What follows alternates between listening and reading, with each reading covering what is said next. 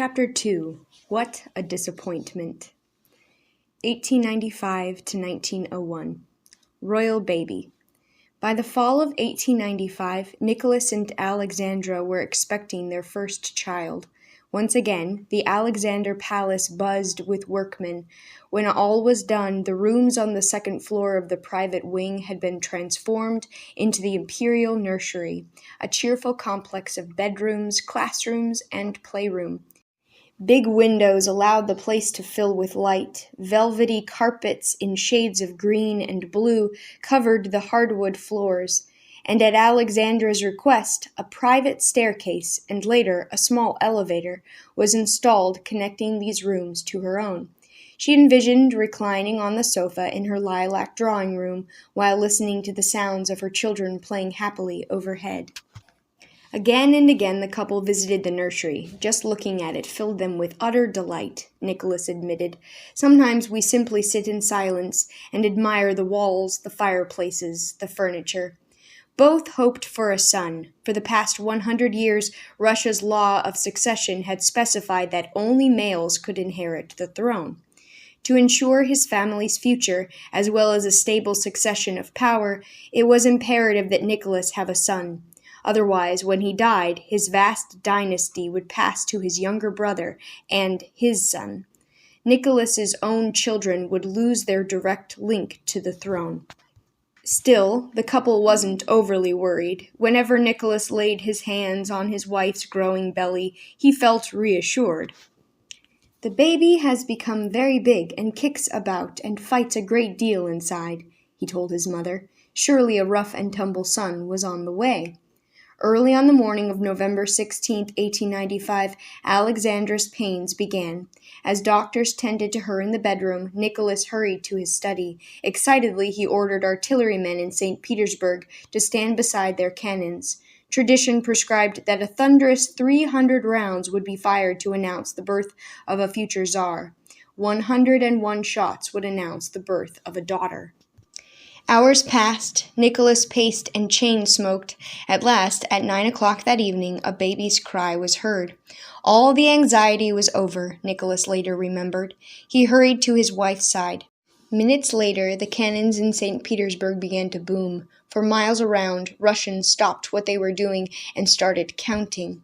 They listened for the 102nd shot. It never came. The empress had given birth to a girl. The Grand Duchess Olga Nikolaevna. "God, what happiness!" Nicholas rejoiced in his diary. "I can hardly believe it's really our child." He knew some of his relatives were disappointed, but there was plenty of time to have a boy. After all, he and Alexandra were still young. She'd just celebrated her 23rd birthday. He was 27. In the meantime, the couple was overjoyed with their precious little one. With her round face, blue-gray eyes, and button nose, which she later called her humble snub, Olga was a sweet baby, said Nicholas. She was big and healthy too, weighing a whopping 10 pounds at birth. "She does not look at all newborn because she is such a big baby with a full head of hair," her father bragged. Unlike most members of the nobility who handed off their infants to nurses and nannies, Alexandra cared for Olga herself. She nursed and bathed the baby, changed her diapers, and sang her lullabies. "You can imagine her immense happiness," she wrote to one of her sisters. "We have acquired a wonderful little one who is so nice to care for." Olga remained in the lace-draped bassinet beside her parents' bed for several weeks before finally being sent upstairs to the nursery. "A pity, and rather a bore," remarked Nicholas when the time came. Still, an empress could not devote all her hours to motherhood. It wasn't socially acceptable, so Olga was placed in the capable hands of a nurse. Nicholas and Alexandra continued to fawn over their baby. Nicholas's sister Xenia recalled one afternoon at the palace. Before tea-time, the proud parents took her up to the nursery, but rather than having the baby brought out for everyone's inspection as expected, the Tsar and Empress did something surprising. To Xenia's astonishment, they climbed into the playpen and played with their daughter. Another dark omen. In May 1896, 6 months after Olga's birth, Nicholas and Alexandra traveled to Russia's old capital, Moscow. The 12-month mourning period for Alexander III was finally over, and it was time to crown the new Tsar. Elaborate preparations had been made, no expense was spared, no detail overlooked. Beneath the 5 golden domes of an ornate cathedral, Nicholas swore his oath as Tsar and judge of Russia. Afterward he turned and crowned Alexandra so carefully, so tenderly, recalled his sister Olga, that it brought tears to the eyes of the onlookers. Then Nicholas settled himself on the diamond throne, every inch of which was encrusted with jewels and pearls, while Alexandra sat on the ivory throne. Meanwhile, on a nearby military field, hundreds of thousands of peasants gathered. They had traveled from all across the country to glimpse their new ruler. They had also come for the feasts and presents traditionally given to them by the Tsar on such momentous occasions. But the next morning, panic broke out. Somehow rumors started that there was not enough beer or gifts to go around. The crowd pushed forward, eager to grab their share. Some wooden planks that had been placed over several deep ditches gave way. Men, women, and children tripped and fell. Unable to rise in the mass of pushing, shoving bodies, they were trampled, crushed, suffocated. When the frantic surge ended, an estimated 1,400 people were dead. When Nicholas heard the news, he wanted to cancel that evening's festivities. Deeply distressed and in tears, he declared he could not possibly attend the ball being given in his honor by the French ambassador. But his uncle Serge, Alexander III's brother, convinced the still inexperienced Tsar otherwise. Failing to appear would insult their French allies, Serge told him, and that, he insisted, would only cause more scandal. Nicholas bowed to the older man's judgment, and so, on the night of the tragedy, the imperial couple appeared at the glittering ball. They danced on top of the corpses, noted one reporter. The couple did try to comfort their subjects. They spent the next day visiting hospitals, they paid for all the funerals, and they gave 1,000 rubles, an enormous sum equal to 10 years of peasants' income, to each of the victims' families. But it was too late. The people's first impression was the lasting one, and they took it as a bad omen. The reign of Nicholas II, many peasants predicted, would be beset with troubles from God. A new baby. By September, Alexandra was pregnant again and feeling miserable. Her back ached, her legs swelled, and she experienced such debilitating nausea that the doctor confined her to bed for 7 weeks. When she was finally allowed up, she had to be pushed around in a wheelchair. The entire family's expectations ran high. Surely this time Alexandra was carrying a son. But on June 10, 1897, she gave birth to another daughter, the Grand Duchess Tatiana Nikolaevna. As the cannons boomed 101 times, the Dowager Empress received a telegram announcing her granddaughter's birth. Mama's emotion was intense, Xenia said with subtle meaning. Nicholas's cousin, Grand Duke Constantin, was just sitting down to lunch at the officers' club when he received word informing him of the baby's birth. The news soon spread, he wrote in his diary. Everyone was very disappointed. Alexandra grew anxious. As empress, she knew her most important job was to produce an heir for Russia. And even though her new daughter was perfect, a little miracle from God, she'd failed. The only person who did not seem discouraged was Nicholas. In his diary that night, he wrote, "The second bright day in our life, the Lord blessed us with a daughter, Tatiana. Marveling at her fuzz of chestnut hair and large gray eyes, he was astonished by how much she looked like her mother." Beyond the palace gates, lullabies for peasant babies. In 1898, a Russian author named Olga Petrovna Semyonova began closely observing several peasant villages near her family estate in Ryazan province south of Moscow. She soon discovered that because more than half of all peasant children died, their mothers were emotionally distant.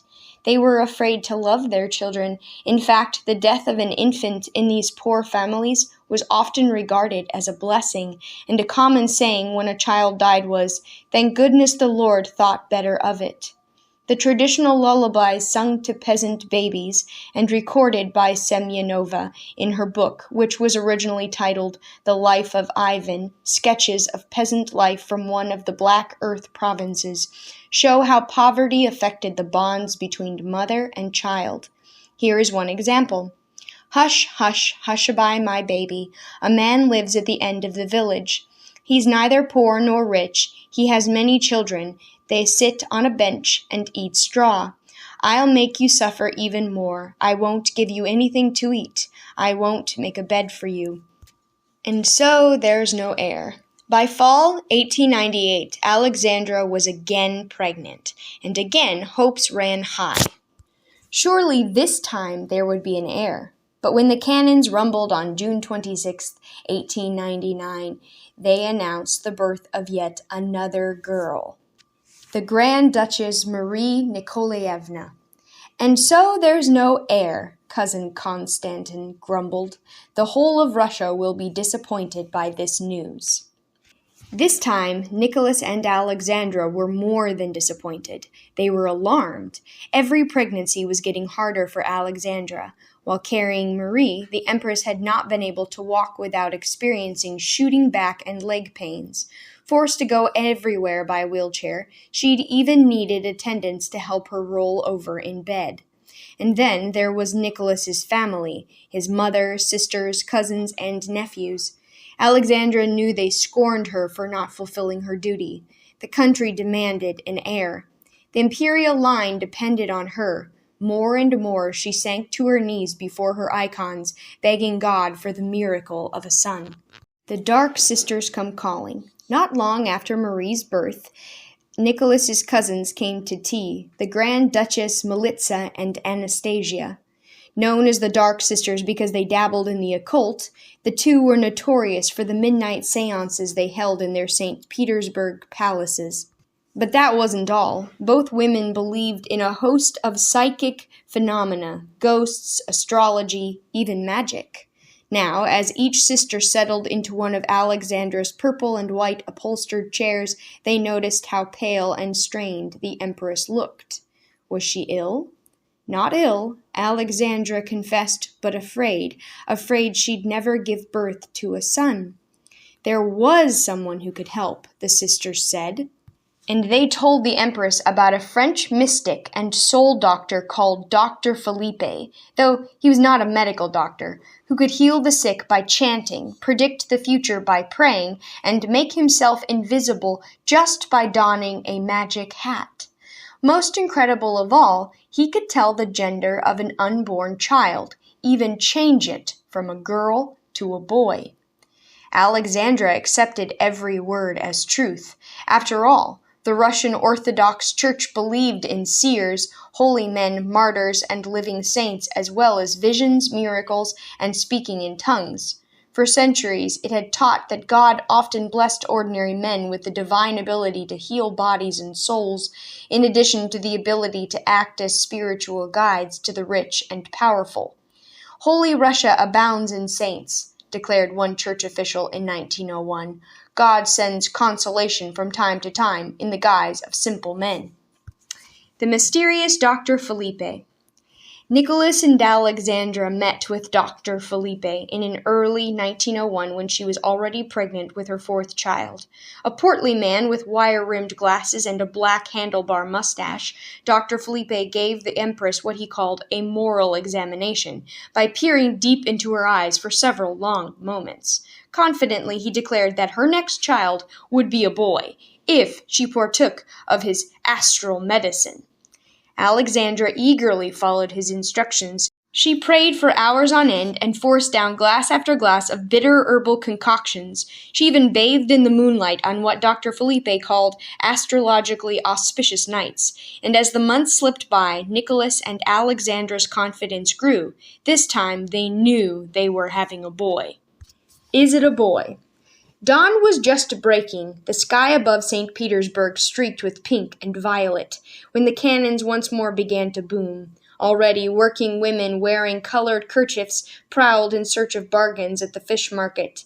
Aproned vendors set up their stalls along the wide and sweeping boulevards. Laborers, their faces thin and careworn, trudged across the arching canal bridges toward their factory jobs. But with the first shot, many people stopped. The Empress Alexandra had given birth to her fourth child.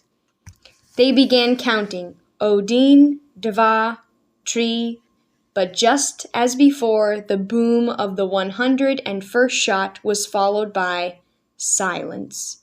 It was another girl. "What a disappointment!" exclaimed Xenia. Her words summed up the country's feelings. Some people shook their heads in disbelief or spat 3 times on the pavement, a traditional Russian gesture of disgust. A few even proclaimed, Doloi Nemku, away with that German woman on the throne.